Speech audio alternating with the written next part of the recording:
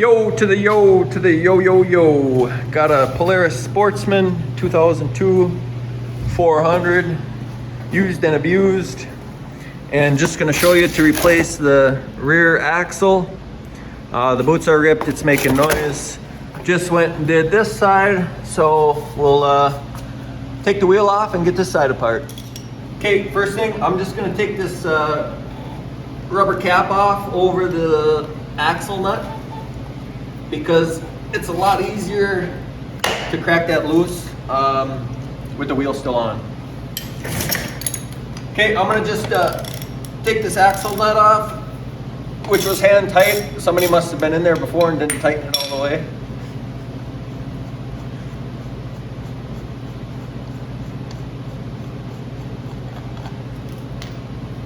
Now I'm gonna take the wheel off. These are 14 or 9/16.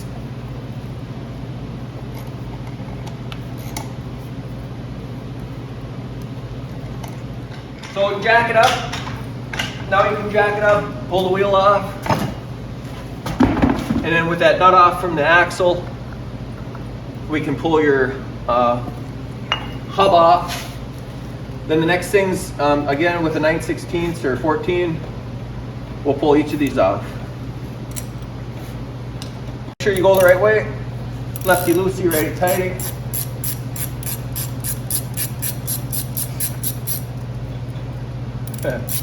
I'll have to show you your battery later. I'm surprised that battery's still working.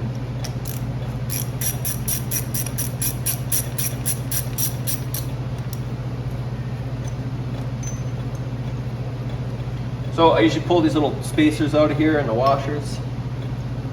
These other metal pieces in here, you just gotta pull them back a little bit.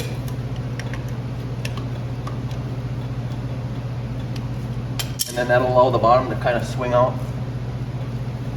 We'll take the top one off.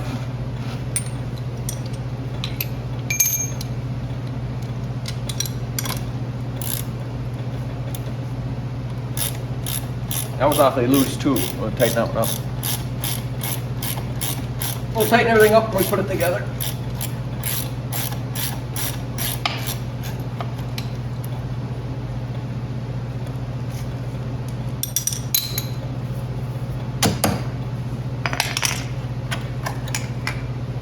Then you can pull your bearing carrier out of there, and then so now we want to get this lifted up so we can have a straight shot at pulling the axle out. This here's a 1/2 inch or 13, so it'd be nice to take that one bolt out for that sway bar length.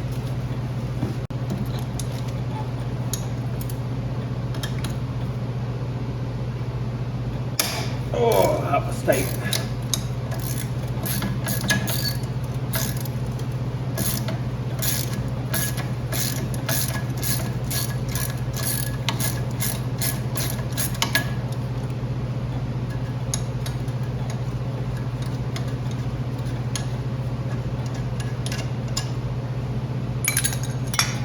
And just tap it off there, I think.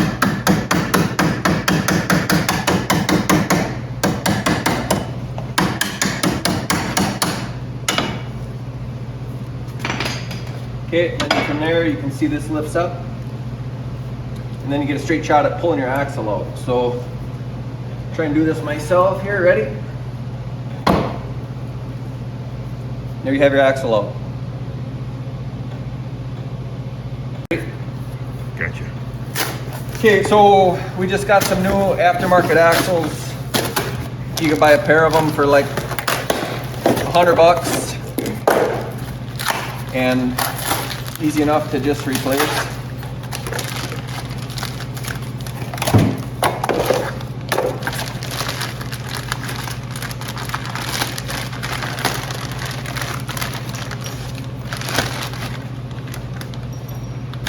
So kind of the trick I do, they have to usually get tapped in there a little bit.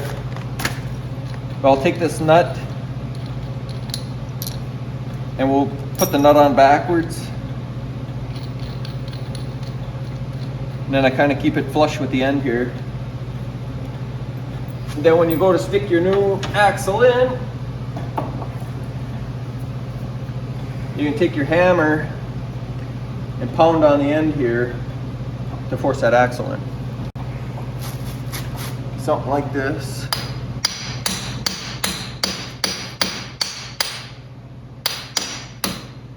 So that one went pretty good. Axle's all the way in.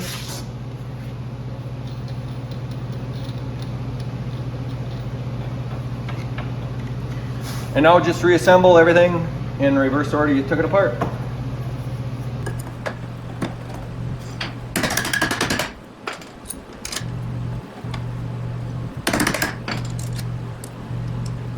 Make sure you drink it on there.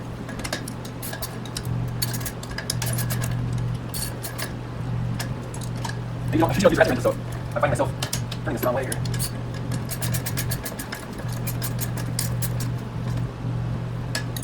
Good. Something on. There's a grease zerk here on the top side. 2 grease zerks there. It's a good idea when you're done with everything. 2 to kind of grease everything up. So while you're in there, you might as well do it.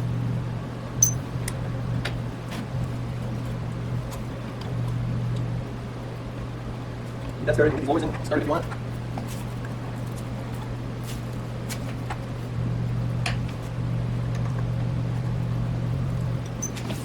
Right, push on it, try a little bit to get it to go with it. Pretty straightforward, I guess.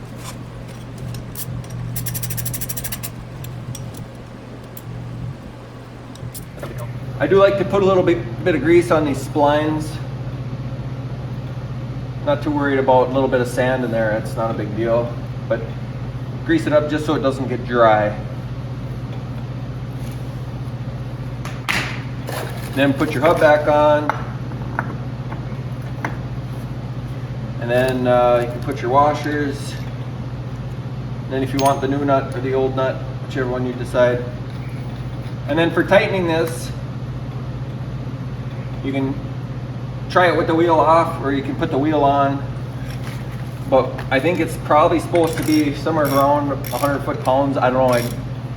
I usually just try to stand on it and get these as tight as I possibly can. So.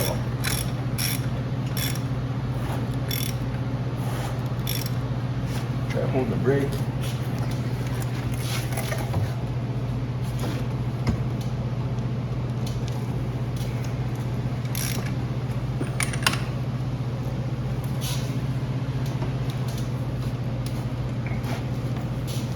I usually go tight, like where it feels tight, and then I go a little bit tighter even to get to the next spot to put the key in.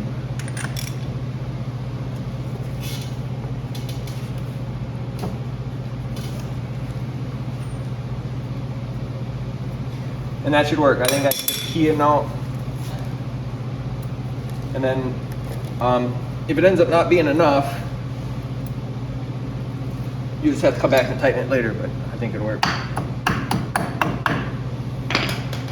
And put your rubber cap on. And then put your wheel back on. Put your lug nuts on. Should be good to go. All right, so there you have it. Left one in, the right one in. We're good to go. Get you back on the road. All the clicking has gone away. So thanks for watching.